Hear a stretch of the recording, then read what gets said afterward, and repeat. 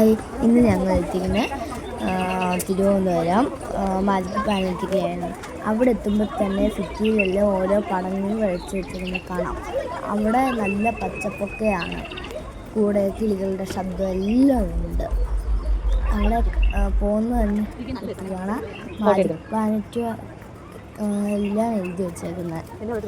പിന്നെ നമ്മളിങ്ങനെ നടന്നുകൊണ്ടിരിക്കുമ്പോൾ ഓരോ പൂക്കളൊക്കെ കാണാം. നല്ല ഭംഗിയാണ് അവിടെ. പിന്നെ അവിടെ ഒരു സ്റ്റേഡിയമൊക്കെ ഉണ്ട്. പിന്നെ കയറുന്നിടത്ത് ഇതാണ് എൻട്രി ഗേറ്റ്.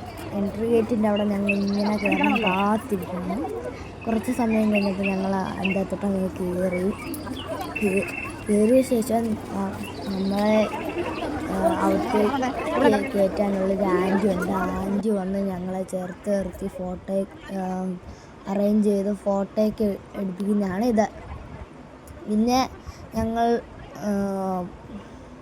ഫോട്ടോ എടുത്ത് കഴിഞ്ഞ് ഞങ്ങൾ നേരെ പോയത്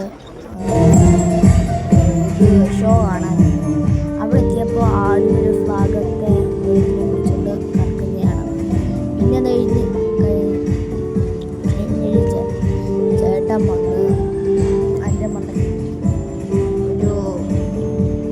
ഒരു റൗണ്ടിൽ പോലെ സംഭവം വെച്ചിട്ടൊരു